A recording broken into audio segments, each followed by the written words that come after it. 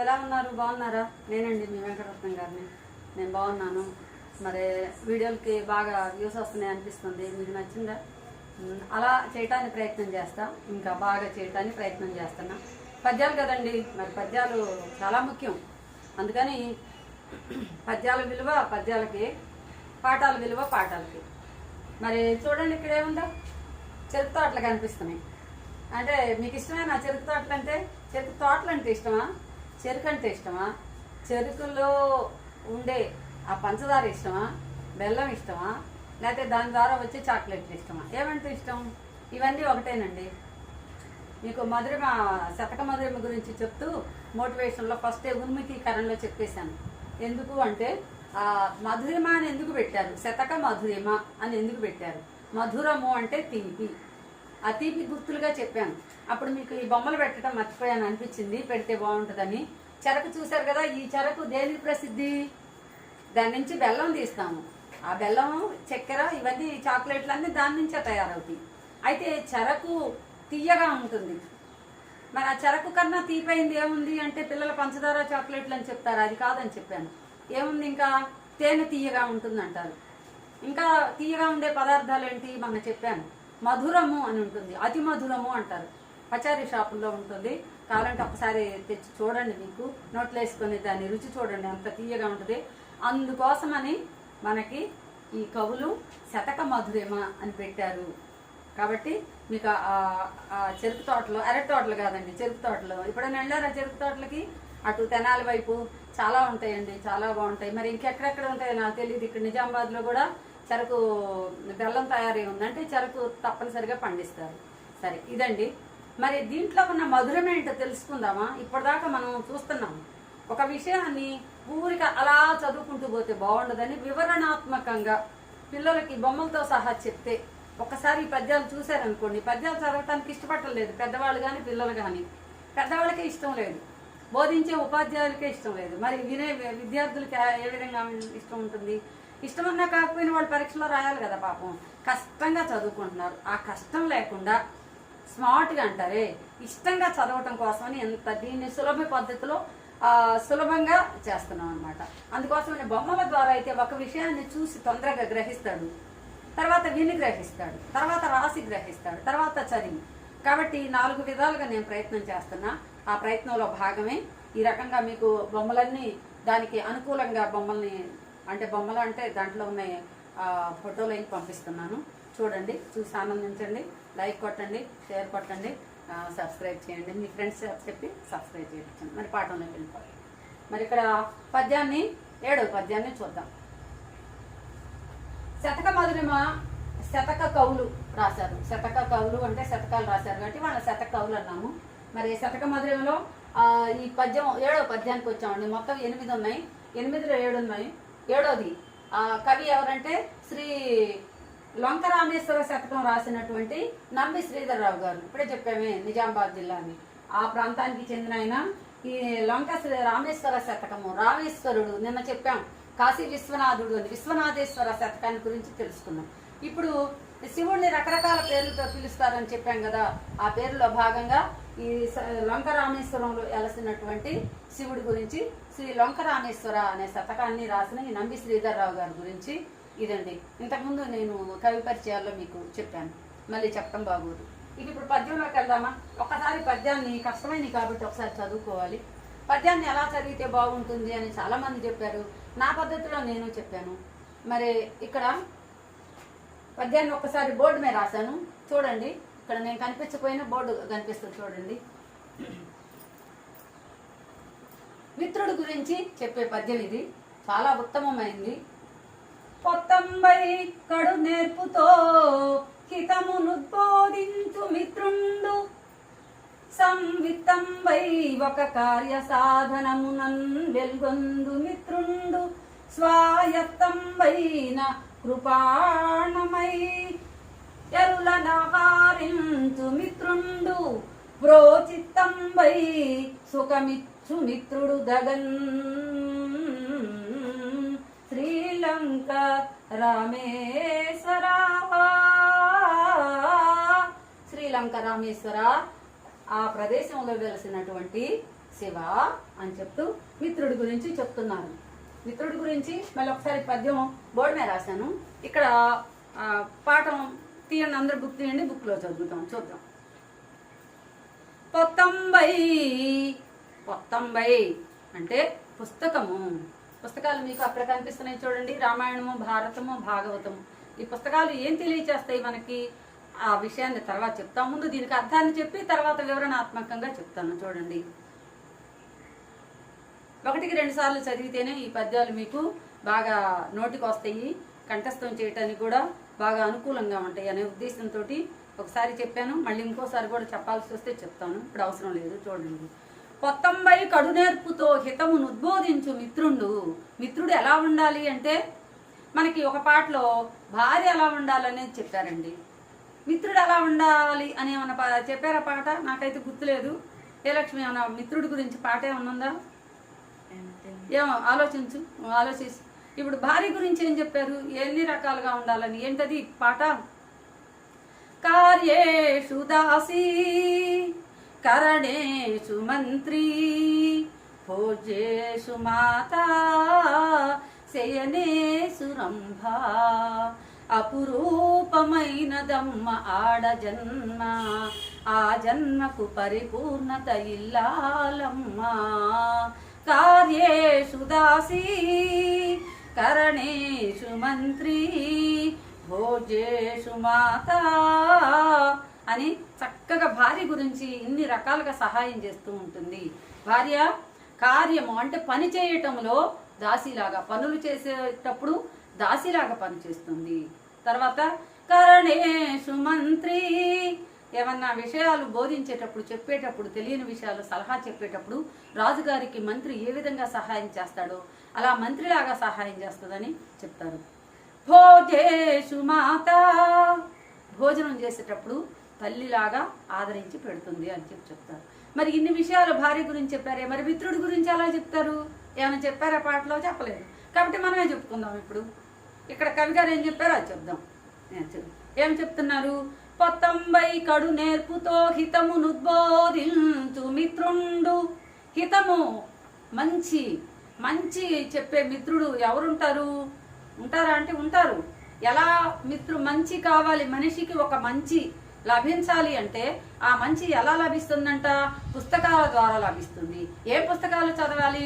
మంచి పుస్తకాలు, రామాయణము, భారతము, భాగవతము, మంచి గ్రంథాలు, నలచరిత్ర, ఇంకా చాలా ఉన్నాయి చరిత్రలు, మీరు తెలుసుకోవాలి. కానీ పురాణాలు 18 పురాణాలు ఉన్నాయి, అష్టాదశ పురాణాలను వచ్చినాయి. ఇవన్నీ మానవుల మంచి గురించే చెప్పారు, మానవుల హితాన్ని గురించే చేశారు. కవిత్వం ప్రయోజనం కూడా మానవ హితాన్ని కోరటమే. పద్యాలు రచనలు ఎందుకు చేశారంటే మానవుల ప్రయోజనం కోసమే. కేవలం రసానందం మాత్రమే కాదు, రసజ్ఞత మాత్రమే కాదు, విని ఆనందించటమే కాదు, దానిలో ఉన్న నీతిని గ్రహించాలనే ఉద్దేశంతో ఈ పుస్తకాలన్నీ రాశారు. మరి ఆ పుస్తకాలు ఏమన్నా చూసారా మీరు? తెలుగులో ఉన్నాయి, హిందీలో ఉన్నాయి, సంస్కృతంలో ఉన్నాయి, ఉర్దూలో ఉన్నాయి, అరబ్బీలో ఉన్నాయి, తమిళంలో ఉన్నాయి, కర్ణాటకలో ఉన్నాయి. కర్ణాటక దాన్ని ఏమంటారు, కేరళ అంటారా? అవి ఇన్ని రకాలుగా ఉన్నాయి పుస్తకాలు. ఎప్పుడైనా చూస్తున్నారా? మీ పిల్లల్ని ఒక్కసారి, పెద్దవాళ్ళకి మనవి, మీ పిల్లల్ని ఒక్కసారి గ్రంథాలయానికి తీసుకెళ్ళండి. పుస్తకాలు ఏమున్నాయో కనీసం చూసి పరిచయం చేయండి. కానీ మీరు వెళ్ళండి, ముందు మీరు చూడండి అసలు ఏమేమి ఉన్నాయి మీరు తెలుసుకొని మీ పిల్లలకి చెప్తే చాలా సంతోషంగా ఉంటుంది. ఇంత కష్టపడి పుస్తకాలు రాశారు. మరి ఇప్పుడు మిత్రుడు పుస్తకం లాగా సహాయం చేస్తాడంట. ఒక విషయము, ఒక వ్యక్తి తన జీవితంలో తెలుసుకోవాలంటే ఒక జీవితకాలం పట్టింది. కానీ ఒక పుస్తకాన్ని చదివితే 100 జీవితాలకు సరిపోయిన అనుభవాన్ని సంపాదించుకుంటాడు. కాబట్టి హితాన్ని కోరాలంటే మిత్రుడికి ఎవరు పుస్తకంలాగా మంచి చేస్తాడు. మిత్రుడు పుస్తకం ఏ విధంగా అయితే మంచిని బోధిస్తుందో మిత్రుడు కూడా ఆ విధంగానే బోధిస్తాడు అని చెప్తున్నారు. రెండోది, సంవిత్తంబై ఒక కార్య సాధనమునందెల్గొందు మిత్రుండు. సంవిత్తంబై తను స్వయంగా సంపాదించుకున్న ధనంలాగా ఒక కార్యాన్ని సాధించటంలో, కార్యం సాధించటం అంటే ఒక పని జరగాలంటే తన దగ్గర పని ఉంటే, తన దగ్గర డబ్బు ఉంటే ఆ డబ్బు ద్వారా జరిగే పనులు జరుగుతాయి. ఉదాహరణకి ఒక ల్యాప్టాప్ కొనాలనుకున్నారు అనుకోండి, ఏం కావాలి? డబ్బు కావాలి. డబ్బు కాకుండా పనులు జరగవు కదా. మరి దాన్ని ఏమంటారు? విత్తంబు అంటే ధనాన్ని విత్తము అని కూడా అంటారు, అర్థము అంటారు. కాబట్టి ధనంలాగా తన సొంత చేతుల్లో ఉన్న, తను సంపాదించిన లేకపోతే తన చేతిలో ఉన్న డబ్బుతోటి పనులను ఏ విధంగా సాధ్యం చేసుకోవచ్చో ఆ విధంగానే మిత్రుడు సహాయం చేస్తాడు, పనుల విషయంలో సహాయం చేస్తాడు అని అర్థం. ఇక్కడ మరి తర్వాత చెప్పుకుందాం, మళ్ళీ దీనికి అర్థం చెప్పిన తర్వాత. స్వాయత్తంబైన, ఇక్కడ సంవిత్తంబైన అంటే స్వయంగా సంపాదించుకున్న ధనంలాగా మిత్రుడు ఒక పనిని నెరవేర్చే విషయంలో సహాయం చేస్తాడు. మరి మూడో పాదంలో ఏముంది? స్వాయత్తంబైన కృపాణమై అరులనహారించు మిత్రుండు. స్వాయత్తంబైన తన చేతిలో స్వయంగా ఉన్న ఖడ్గంలాగా, తన చేతిలో ఖడ్గం ఉంటే ఏమవుతుంది? శత్రువులని తురుమాడతాడు, శత్రువుల నుంచి రక్షణ పొందుతాడు. శత్రువులను చంపాలన్నా, శత్రువుల నుంచి రక్షించుకోవాలన్నా తన చేతిలో ఏముండాలి? కృపాణం ఉండాలి. కృపాణము, కత్తి, ఖడ్గము, కరవాలము ఇవన్నీ పర్యాయ పదాలు. మరి యుద్ధానికి నేను చాలా మనగాడిని, నాకు చాలా విద్యలు వచ్చు, నాకు చాలా బలం ఉంది అని చెప్పి ఆ యుద్ధానికి వెళ్ళేటప్పుడు కత్తి తీసుకోకుండా వెళ్ళారనుకోండి, ఆ ఎదురుగా వచ్చేవాళ్ళు బ్రతకనిస్తారా? ఒక్క వేటుకే వేసి పారేస్తారు. అందుకని ఏం చేయాలి? యుద్ధానికి వెళ్ళేటప్పుడు తయారై వెళ్ళాలి. యుద్ధ రంగంలో ఏ విధంగా ఉండాలో ఆ విధంగా కత్తి, కత్తి, ఈ డాలు అంటారు, డాలు, తర్వాత కవచము ఇవన్నీ తీసుకొని వెళ్లాల్సిందే ఎంత యోధుడైనప్పటికీ. ఇప్పుడు ఉదాహరణకి భీముడు ఉన్నాడు. భీముడు ఏం చేస్తాడు? అన్నిటితో చేస్తాడు. ఆయన రాళ్లతోటి, రథాలతోటి, చెట్లతోటి అన్నిటితో చేస్తాడు. అయినా రాజలక్షణం ఏం చేయాలి? యుద్ధానికి వెళ్ళేటప్పుడు కరవాలం తప్పకుండా తీసుకువెళ్లాల్సిందే. అలా తీసుకువెళ్తే ఆ కత్తి ఏ విధంగా అయితే శత్రువులను సంహరిస్తుందో అదే విధంగా మిత్రుడు కూడా ఆ శత్రువులను సంహరించే విషయంలో కత్తిలాగా సహాయం చేస్తాడు అని పద్యంలో ఉన్న భావం. ఇంకా ప్రోచిత్తంబై సుఖమిచ్చు మిత్రుండు తగన్. ప్రోచిత్తంబై సుఖమిచ్చు, మనసుకి పరిపూర్ణమైన ఆనందాన్ని ఇచ్చే మిత్రుడు ఉంటే అలాంటి మిత్రుడు సరిపోయినవాడు. నిండు సుఖాన్ని ఇవ్వాలి, మనసుకి కష్టంలో ఉన్నప్పుడు ఓదార్పునివ్వాలి, సహాయం అవసరమైనప్పుడు సహాయం చేయాలి. సహాయం అంటే డబ్బే కావాల్సిన పని లేదు, నోటితో చేయొచ్చు, చేతితో చేయొచ్చు, వేరే వాళ్ళ ద్వారా చేపించవచ్చు. కాబట్టి ఈ విధంగా ఇలా సహాయం చేస్తాడు. కాబట్టి ఒక మిత్రుడు ఎన్ని రకాలుగా సహాయం చేస్తాడంట? పుస్తకంలాగా మంచి విషయాన్ని బోధిస్తాడు. తర్వాత తన చేతిలో ఉన్న ధనంలాగా ఒక పనిని నెరవేర్చే విషయంలో సహాయం చేస్తాడు. మూడోది కత్తిలాగా, తన చేతిలో ఉన్న కత్తిలాగా శత్రువులను సంహరించటంలో సహాయం చేస్తాడు. తర్వాత నిండు సుఖాన్ని ఇచ్చే విషయంలో నిండు మనసుతోటి ఆ మిత్రుని యొక్క సుఖశాంతులను కోరుకొని సుఖాన్ని ఇస్తాడు. అలాంటి మిత్రుడు సరిపోయిన వాడు తగన్. సరైన మిత్రుడు ఎవరంటే ఈ 4 లక్షణాలు కలిగిన వాడు సరైన మిత్రుడని మనం చెప్పొచ్చు. కాబట్టి ఇలాంటి మిత్రుల్ని మనము సంపాదించుకోవాలి. ఇలాంటి మిత్రుడు ఉన్నప్పుడు ఈ పైన చెప్పిన పద్యానికి ఒక అర్థము పరమార్థము లభిస్తుంది. కాబట్టి ఈ ఉదాహరణగా తీసుకొని మరి ఇలాంటి మిత్రులని వెతికే ప్రయత్నం చేద్దాం. మరి ఈ మిత్రులు అనేవాళ్ళు మరి పద్యంలో చెప్పారు, మరి దీనికి ఉదాహరణలు ఇవ్వద్దా? మనం అర్థాన్ని తెలుసుకున్నాం, పద్యం ఎలా చదవాలి అనేదాన్ని చెప్పాను. తర్వాత ఈ పద్యానికి అర్థం చెప్పాను. పద్యాన్ని కొంచెం పదాలు విడగొట్టుకుంటూ చెప్తే, పొత్తంబై కడు నేర్పుతో హితమును ఉద్బోధించు మిత్రుడు. సంవిత్తంబై, సంవిత్తంబు ప్లస్ ఐ ఒక కార్య సాధనమునన్ వెల్గొందు మిత్రుడు. స్వాయత్తంబైన, స్వాయత్తంబు ప్లస్ అయిన, కృపాణము ప్లస్ ఐ అయిన, అరుల అయిన అరులు అంటే శత్రువు, అరులను ఆహారించు మిత్రుడు. ప్రోచిత్తంబై, చిత్తంబు ప్లస్ ఐ, చిత్తంబై సుఖము ఇచ్చు మిత్రుడు. దగన్, మిత్రుడు తగన్. శ్రీలంక రామేశ్వర. ఇక్కడ మకుటం ఇచ్చారు శ్రీలంక రామేశ్వర అని. రామేశ్వర శతకం ఇది. నంబి శ్రీధర్రావు గారు చాలా చక్కగా మిత్రుడి గురించి చెప్పారు. 10th క్లాస్ పిల్లలకి తప్పనిసరిగా ఈ పద్యాన్ని ఒక్కసారన్నా ఇస్తారనమాట. చాయిస్గా ఇవ్వచ్చు, లేకపోతే 2 ఇచ్చి 1 రాయమంటారు మామూలుగా అయితే. ఆ చాయిస్లో వస్తే రావచ్చు, లేకపోతే ఇంకో పద్యంలో కూడా రావచ్చు. చాలా జాగ్రత్తగా వివరంగా నేర్చుకొని బొమ్మల ద్వారా కాబట్టి మీకు తేలిగ్గా మైండ్లోకి వెళ్ళిపోయిద్దనే ఉద్దేశంతో బొమ్మల్లాగా ఇచ్చాను. మరి చూద్దాం ఇప్పుడు బొమ్మలు ఏమేమి ఉన్నాయో దాని గురించి వివరణాత్మకంగా ఇప్పుడు చెప్తాను. మీకు తమ్నైల్లో ఇచ్చాను, ఏమిచ్చాను? వివరణాత్మకమైన విశ్లేషణ, లోతైన విశ్లేషణ. ఇలా చెప్పి వదిలేయకూడదు అంటే వదిలేయకూడదు. ఇలా చెప్తే వాళ్ళకి అర్థం కావచ్చు, కాకపోవచ్చు. కాబట్టి చదవాలనిపించాలి, చూడాలనిపించాలి, వినాలనిపించాలి, నేర్చుకోవాలనిపించాలి. అందుకోసమని ఇంత ప్రయత్నం చేసి ఇవన్నీ మీకోసమని నేను సంపాదించి మీకు పెట్టాను. చూడండి. మరి వివరణలోకి వెళ్దామా? కదండి. మరి లోతైన విశ్లేషణ చూద్దాం. ఇక్కడ పొత్తంబు అంటే పుస్తకం. పుస్తకాలు ఏమేమి ఉన్నాయి మనకి? రామాయణం, భారతం, భాగవతం, ఇంకా పల్నాటి చరిత్ర, దమయంతి, నల్ల దమయంతుల చరిత్ర, హరిశ్చంద్ర పాఖ్యానము, గయోపాఖ్యానము, ఇలాంటి పేర్లు చెప్పడానికే మీకు నోరు తిరగవు.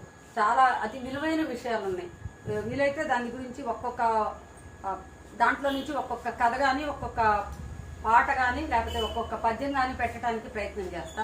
మళ్ళీ పద్యాలు అని దడుచుకోబాకండి. ఆ పద్యాలు ఇంకా బాగుంటాయి అన్నమాట. శ్రీనాథుడు రాసిన శీస పద్యాలు అద్భుతంగా ఉంటాయి. ఒక్కసారి వింటే మర్చిపోలేదు, అంత అద్భుతంగా ఉంటాయి పద్యాలు. ఈ విధంగా కాదు, ఇవి మార్కుల కోసం ఇచ్చారు. ఓకే, ఇవి కూడా మంచియే, కాదంటలేదు. సరే, ఇప్పుడు కాబట్టి ఆ పుస్తకాలు ద్వారా ఏమి నేర్చుకుంటున్నారంటే ముఖ్యంగా హితమును ఉద్బోధించు మిత్రులు అనేవాళ్ళు ఎవరెవరు ఉన్నారు ఒకసారి చూసుకుందామా? శ్రీకృష్ణుడు, అర్జునుడు. మిత్రులు అనేవాళ్ళు ఉద్బోధిస్తాడు. ఎవరికి? శ్రీకృష్ణ పరమాత్మ గీతను బోధిస్తాడు అర్జునుడికి, కర్తవ్యాన్ని సూచిస్తాడు. అది తర్వాత ఇంకా మిత్రులు ఎవరున్నారు? పురాణాల్లో చూసుకుంటే, పాతకాలం భారతంలో చూసుకుంటే కృష్ణుడు బాల్యమిత్రుడు చెబుతారా? కృష్ణ కుచేలుడు అంటారు. ఇద్దరు కృష్ణుడు బాల్యమిత్రుడు, కుచేలుడు కడుపేదవాడు. అయినా సరే ఆయన్ని అనుగ్రహించి ఆయనతో చాలా స్నేహాన్ని చేసుకున్నాడు. మరి మిత్రులు అంటే అలా ఉండాలి. మరి ఇంకా కొంతమంది మిత్రులు అంటే ఎలా ఉంటారో కొంచెం భేదం చెప్దాం. ఇప్పుడు దుర్యోధనుడు, కర్ణుడు ఇద్దరు కూడా మిత్రులే. మరి మిత్రుడు ఏం కోరాలన్నాము? హితము కోరాలి. మరి కర్ణుడు దుర్యోధనుడి హితాన్ని కోరాడా, అహితాన్ని కోరాడా? నాకైతే హితాన్ని కోరాడు అనిపించలా. నిజంగా కర్ణుడు గనక మంచి చెప్పి ఉన్నట్టయితే దుర్యోధనుడు ఆ దుర్మార్గమైన పనులకి పూనుకునేవాడు కాదు. కర్ణుడు ఉండాడని అండతోటి కర్ణుడి బలాన్ని చూసుకొని ఆ యుద్ధరంగానికి వెళ్ళి యుద్ధంలో అపజయాన్ని పొంది మరణం పాలయ్యాడు. మిత్రులు అనేవాళ్ళు అలా ఉండకూడదు అని ఉదాహరణగా చెప్పాలని నా ప్రయత్నం. ఇంకా మిత్రులు ఎవరెవరు ఉన్నారు? పురాణాల్లో చూసుకుంటే భారతంలో చూసాము, కర్ణుడు, దుర్యోధనుడు. ఇంకా వేరే మామూలుగా చూసుకోవాలంటే ఇంకా ఉన్నారు మిత్రులు. ద్రోణుడు, ద్రుపదుడు. వీళ్ళు బాల్యం నుంచి గురువు గారి దగ్గర మిత్రత్వం ఉంది ఇద్దరికి. ద్రోణుడు ఆచార్యుని కొడుకు, కడు పేద బ్రాహ్మణుడు. మరి ద్రుపద మహారాజు ద్రౌపది యొక్క తండ్రి. మరి ఆయన విద్యాభ్యాసం అయిపోయినాక నువ్వు రా, నేను సహాయం చేస్తా, మన ఇద్దరం బాల్యమిత్రులం కదా అని చెప్పి వెళ్ళిపోయిన తర్వాత ఆయన మహారాజు అయిన తర్వాత ఒకసారి ద్రోణుడు వెళితే ఆయన చాలా అవమానిస్తాడు. అవమానించి నువ్వెక్కడ నేనెక్కడ, ఏదో చదువుకున్నప్పుడు మిత్రత్వం ఉంటే అది గుర్తుపెట్టుకొని రావాలా, నువ్వు అన్ని అవమానిస్తే ఆ అవమానానికి ప్రతీకారంగా గురువుకి విద్య ఉంటుంది చేతిలో, అది చాలు ఆయన్ని ఉన్నత స్థాయికి తీసుకెళ్ళడానికి. ఆ అవమానాన్ని తట్టుకొని అర్జునుడిని బాగా విలువించి నేర్పించి ద్రోణుడి మీదకి పంపించి ఆయన్ని ఓడించి రాజ్యాన్ని అప్పగించమని చెప్తే ఆ రాజ్యం అంతా తీసుకొచ్చి ద్రోణుడి పాదాల దగ్గర పెడతారు, గురువు గారి పాదాల దగ్గర అర్జునుడు. అప్పుడు ద్రోణుడు పిలిపించి ద్రుపదుడిని పిలిపించి, ద్రుపద మహారాజా నువ్వు మహారాజువే, కానీ నేను కడు బ్రాహ్మణుని, పేదవాడిని, కానీ ఇద్దరం మీ బాల్యమిత్రుడిని. ఆ స్నేహ బంధము కోసమని నేను ఇక్కడికి వచ్చాను, ఏదో ఆశించి రాలేదు. నువ్వు చాలా అవమానించావు. ఈ అవమానానికి ప్రతీకారం తీర్చుకోవాలని కాదు, నీకు జ్ఞానోదయం కలిగించాలని నేను నా శిష్యుడిని తయారు చేసి పంపించాను అని చెప్పి అంటే అప్పుడు ద్రుపదుడు తన తప్పు తెలుసుకుంటాడు. తెలుసుకొని తర్వాత కథ వేరుగా ఉంటుంది. అర్జునుడికి తన కూతుర్నిచ్చి వివాహం చేయటం, తర్వాత అర్జునుడిని ద్రోణుడు చాలా ప్రేమగా చూడటం, ఇదంతా మరి అది కూడా స్నేహమే. ఆ స్నేహంలో కొంచెం వ్యత్యాసం ఉంది, గర్వం ఉంది. స్నేహంలో ఎప్పుడు కూడా గర్వం ఉండకూడదు. సంపదలు వస్తానే ఉంటాయి. ఒకళ్ళు పేదవాళ్ళు ఉంటారు, ఒకళ్ళు ధనవంతులు ఉంటారు. అంత మాత్రాన గర్వం పనికిరాదు. ఒకళ్ళకి విద్య వచ్చు, ఒకళ్ళకి రాదు. ద్రోణుడికి విద్య వచ్చు, ఈయనకి సంపద ఉంది. రెండు కలిస్తే బాల్య స్నేహం బాగానే ఉండేది, కానీ కుదరలేదు, అయిపోయింది. తర్వాత అలాగే పూర్వకాలంలో తీసుకుంటే బాగానే ఉంది. మరి ఇప్పుడు కాలంలో స్నేహితులుగా ఉన్నవాళ్ళు లేరా అంటే ఉన్నారు. తర్వాత సినిమాలో ఉన్నారు, బాపు రమణ అని ఇద్దరు. బొమ్మల బాపు అంటారు. ఆ బాపు బొమ్మల రమణ ఆయన డైలాగులు రాస్తాడు. ఇద్దరు కూడా ఫ్రెండ్సేనమాట. తర్వాత ఇంకా మనకి కావ్యాలు రాసిన ఆయన తిరుపతి వెంకట కవులు అని ఉన్నారు. వాళ్ళు చాలా బాగా ఇద్దరు కూడా ఎక్కడ జంటగా ఉంటారనమాట మిత్రులు. చివరిదాకా కూడా వాళ్ళు కలిసే ఉన్నారు. ఈ విధంగా మిత్రులు అనేవాళ్ళు ఏం చేయాలి? సహాయం చేసి హితాన్ని బోధించాలి. అలా ఉండవాళ్ళనే మిత్రులు అంటాము. వాళ్లే సరైన మిత్రత్వానికి పదానికి అర్హులు అని ఇక్కడ చెప్పాలని నా ఉద్దేశం. ఇక రెండవ పదం తీసుకుంటే, సంవిత్తంబై ఒక కార్య సాధనమునను వెల్గొంది మిత్రుండు. సంవిత్తంబై తను స్వయంగా సంపాదించుకున్న డబ్బు కనుక చేతిలో ఉంటే ఎన్ని పనులు చేయొచ్చు? అందరికీ మంచి పనులు చేయాలని చాలా ఉంటుంది, కానీ చేయరు.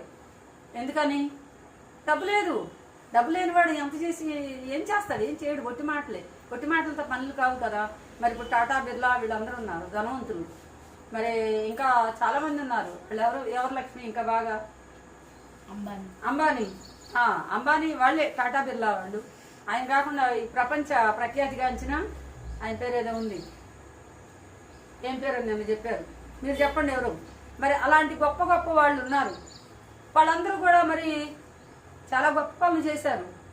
డబ్బుంటేనే ఏదైనా చేస్తారు. ఒట్టి మాటలతో జరగవు కదా పనులు.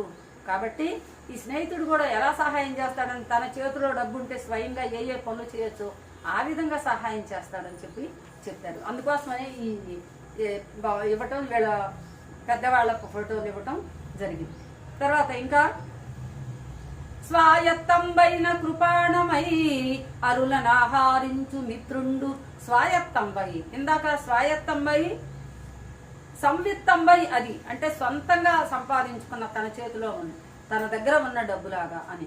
ఇక్కడ స్వాయత్తంబై అంటే స్వయంగా తన చేతిలో ఉన్న కత్తిలాగా శత్రువుల నుంచి రక్షించుకోవచ్చు. శత్రువుల నుంచి రక్షించుకోవడానికి ఏముండాలి? కత్తి ఉండాలని చెప్పా కదా. మరి ఎవరెవరు కత్తి లేకపోతే, ఇప్పుడు రుద్రందేవి కత్తి ఉందండి చూడండి, చాలా పేరు. రుద్రందేవికి ఎంత పేరు ఉందో మీకు తెలుసు. ఆ రుద్రందేవి కత్తి అదే కరవాలం. ఆ కరవాలంతో ఆమె శత్రువులను ఆహారించింది, అంటే చంపేసింది. అంటే ఊరికనే చంపరు, చంపేశారంటే ఊరికనే చంపరు. వాళ్ళు దుర్మార్గులైతే, ఆ యాదవరాజు దుర్మార్గుడైతే కత్తి పెట్టి నరకటానికి కాలు పెడితే, అమ్మ నీ దేశం వైపు కన్నెత్తి చూడను, నన్ను రక్షించు అని అంటే వదిలేసింది. చాలా దయగల తల్లి. కానీ మరి అవసరమైనప్పుడు శత్రువుల్ని వధించాల్సింది. అప్పుడు వధించడానికి ఆ కరవాలము, ఖడ్గము, కత్తి, కృపాణము ఇలా పర్యాయ పదాలు ఉన్నాయి. ఆ కత్తి కావాల్సింది. మరి అలా ఆయుధం లేకుండా పోతే ఏమవుతారు అనే దానికి ఉదాహరణగా మనం బాలచంద్రుడిని ఇచ్చాం. బాలచంద్రుడు ఆయుధంతోనే వెళ్ళాడు. 16 సంవత్సరాల ప్రాయంలోనే పులిబిడ్డలాగా యుద్ధరంగంలో దిగాడు. పాలనాటి వీర చరిత్ర ఇందాక చెప్పాను, పుస్తకాలు చదవండి అని. ఆ బాలచంద్రుడిని ఎవరన్నా అందంగా ఉంటే, అబ్బా పిల్లాడు ఎంత చక్కగా ఉన్నాడు, బాలచంద్రుడు లాగా ఉన్నాడు రా అంటారు. అంత అందమైన వాడు 16 సంవత్సరాల ప్రాయంలోనే యుద్ధానికి వెళ్ళాడనమాట. ఆ నాగమరాయ నాయకురాలతోటి బ్రహ్మనాయుడు వీళ్ళ అందరు కలిసి యుద్ధం చేశారు. ఆ యుద్ధంలో విజయాన్ని పొందొచ్చు, వీర స్వర్గాన్ని అలంకరించవచ్చు. కాబట్టి చిన్న వయసు అని కూడా దడుచుకోకుండా ధైర్యంగా ముందుకెళ్లారు. ఈ రోజు యువకులకి స్ఫూర్తినిచ్చే విధంగా. ఇంకా మరి ఆయుధం లేకుండా వెళితే ఏమవుతుంది, సరైన ఆలోచన లేకుండా వెళితే ఏమవుతుంది, సరైన నాయకత్వం లేకుండా వెళితే ఏమవుతుంది అనే దానికి ఉదాహరణ కత్తి. అంటే ఇక్కడ కత్తెనే కాదు, సరైన పథకంతో వెళ్ళాలి అనే దానికి ఉదాహరణగా అభిమన్యుడిని ఇచ్చాను. అభిమన్యుడు చూడండి, చిన్న వయసులోనే తండ్రి దగ్గర లేకపోతే పద్మవ్యూహాన్ని ద్రోణుడు మహాగురువు, ఆ గురువు ఆ వ్యూహాన్ని పన్నితే ఆ వ్యూహాన్ని ఛేదించగలిగిన వాళ్ళు ముగ్గురే ఉన్నారు. ఎవరెవరు? ద్రోణాచార్యుడు, కృష్ణుడు, అర్జునుడు మాత్రమే. ఇంకెవరో ఉన్నారట, అదైతే తెలీదు. ఈ ముగ్గురు మాత్రమే. కానీ ఈ నాలుగో అతను ఎవరు? అభిమన్యుడికి సగం మాత్రమే తెలుసు. కాబట్టి ఆ అభిమన్యుడి యుద్ధరంగంలో ప్రవేశించాలి అని అనుకుంటాడు, కానీ తనకు పూర్తిగా రాదు అని అనుకుంటాడు. పోవటానికి భయపడినప్పుడు ధర్మరాజు లాంటి గొప్ప వీరులు ఏమంటారంటే, నువ్వు వెళ్ళు, నీ వెనక మేము వస్తాం కదా అంటారు. కానీ ఎప్పుడు చెప్పిన వాళ్ళు అలా వెనక రావాలని ఏం లేదు, చెప్తారు అంతే. ఆ చెప్పింది చెయ్యాలని ఏమి లేదు. కాబట్టి వాళ్ళ మాటలు నన్ను వెళ్ళామనుకో మనం అపజయం పాలవుతాము. అవసరమైతే చాలా ప్రాణాలు కూడా కోల్పోవాల్సి వచ్చింది. దానికి ఉదాహరణగానే అభిమన్యుడు ముందుకెళ్ళిపోయాడు, వెనక వేరే రాజుండి ఆపేశాడు వాళ్ళని, భీముడిని. ఇంత బలవంతులైన అర్జునుడు లేడు. అర్జునుడు ఉంటే ఇంత దూరం వచ్చేది కాదు. ధర్మరాజు, భీముడు, నకులుడు, సహదేవుడు అందరూ కూడా అక్కడే ఆగిపోయారు. మరి ఒక్కసారి యుద్ధరంగంలో ప్రవేశించిన తర్వాత తిరిగి రావడానికి లేదు. బొబ్బులులాగా అందరినీ తుత్తునీల చేసేసాడు. అందరి ఆయుధాలని విరిచేసి అంతా చేశాడు. ఆ బాలుడి తీక్షణతకి, తీవ్రమైన యుద్ధానికి తట్టుకోలేకపోయారు. అందరూ కలిసి అధర్మమైనా సరే ఆ బాలుడిని చంపడానికి పూనుకున్నారు. చివరికి ఆయుధం లేకుండా చేశారు. కత్తి ఒకళ్ళు బెల్లంబొకళ్ళు బగలకు ఎరగొట్టారు, కత్తి ఒకళ్ళు ఎరగొట్టారు, రథాన్ని చేశారు, రథాన్ని గుర్రాలను చంపారు, తర్వాత సారథిని చంపారు.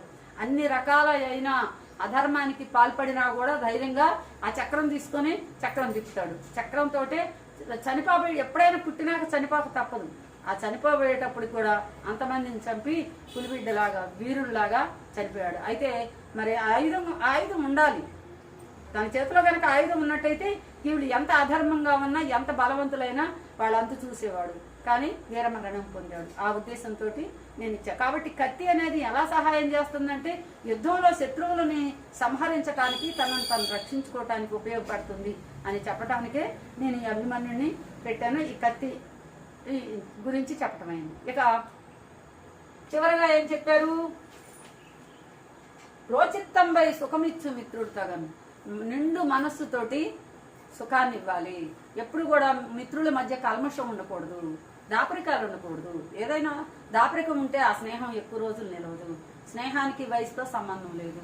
ఏ వయసులో జరగాల్సిన ముచ్చట్లు ఆ వయసులో జరగాలంటారు. వివాహం ఆ వయసులోనే జరగాలి. కొంచెం దాటిపోయింది అనుకో ముదిరిపోయిన బెండకాయరా అంటారు, అబ్బాయిలు కానీ అమ్మాయిలు కానీ. మరి ఏ వయసులో జరగాల్సినవి ఆ వయసులో జరగాలి. వివాహం చేసుకునేది కూడా ఒక వయసు నిర్ణయం ఉంటుంది. తల్లిగా అయ్యే వయసు కూడా ఒక వయసు నిర్ణయం అయి ఉంటుంది. తండ్రి కూడా ఒక వయసు నిర్ణయం అయి ఉంటుంది. మరి వయసు దాటిపోయినాక ఎక్కడో ఒకళ్ళిద్దరు తప్ప మిగిలిన వయసు నిర్ణయిస్తారు. తల్లి తండ్రి కావటానికి అర్హతలు కానీ ఆ వయసు నిర్ణయిస్తారు. కానీ స్నేహానికి మాత్రము వయసుతో సంబంధం లేదు. ఏ వయసు వాళ్ళు ఏ వయసు వాళ్ళతో అయినా స్నేహం చేయొచ్చు. ఆ స్నేహం ఇద్దరి మధ్య స్నేహం కల్మషం లేకుండా, అరమరికలు లేకుండా ఉంటే అది స్నేహం. నేను ఎప్పుడు కూడా నాకన్నా పెద్దవాళ్ళతో స్నేహం చేసేదాన్ని. నేను చిన్నగా ఉన్నప్పుడు. నేను ఇప్పుడు పెద్ద అయినాక నాకన్నా చిన్నవాళ్ళతో స్నేహం చేస్తా, అందరితో చేస్తా. కాబట్టి అరమరికలు లేకుండా ఆ స్నేహ ప్రపంచమే వేరుగా ఉంటుంది. కాబట్టి ఇలాంటి స్నేహితుడు ఎలా ఉండాలి అంటే నిండు మనసుతో సుఖాన్ని ఇచ్చే విధంగా ఉండాలి. మంచి పనులు చేపించే విషయంలో కానీ, మంచి సలహాలు ఇచ్చే విషయంలో కానీ, మంచి దారిలో నడిపించే విషయంలో కానీ, మంచి విజయాలను సాధించే విషయంలో కానీ సహాయం చేస్తూ సుఖాన్ని ఇవ్వాలి. అది సుఖం. నిండు మనసుతో సుఖాన్ని ఇవ్వటం అంటే అది. మనసులో ఒక ఉద్దేశం ఉంచుకొని వాళ్ళ ఎదుగుదలకి సహాయం చేయకుండా ఉంటే అది సుఖం కాదు, అది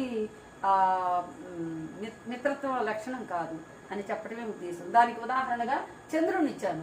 చంద్రుడికి ఎందుకు ఇచ్చాను? చంద్రుడికి 16 కళలు ఉంటాయి తెలుసా మనకి, చెప్తారు. చంద్రుడు ఈరోజు పౌర్ణమి అనుకోండి, రేపు అలాగే ఉంటాడా? ఉండడు. చంద్రుడు పౌర్ణమి రోజు ఎలా ఉంటాడు? గుండ్రంగా నిండుగా ఉంటాడు. చందమామ ఎప్పుడు అందంగా ఉంటాడు? కార్తీక మాసంలో వచ్చే కార్తీక పౌర్ణమికి చాలా చక్కగా అందంగా ఉంటాడు. మరి ఆ తర్వాత క్షీణిస్తూ ఉంటాడు. చంద్రుడికి శాపం ఉంది. 16 రోజులు అట్లా తగ్గిపోయి మళ్ళీ పెరుగుతూ ఉంటాడు.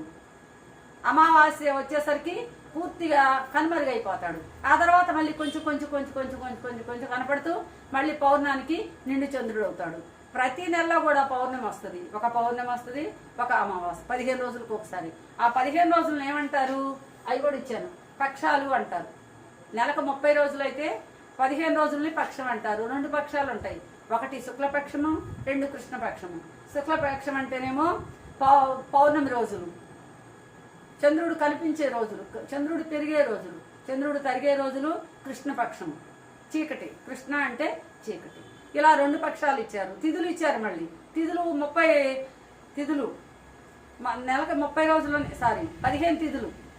ఆ తిథులే మళ్ళీ పౌర్ణమి తర్వాత మళ్ళీ అవి తిరిగి వస్తూ ఉంటాయి.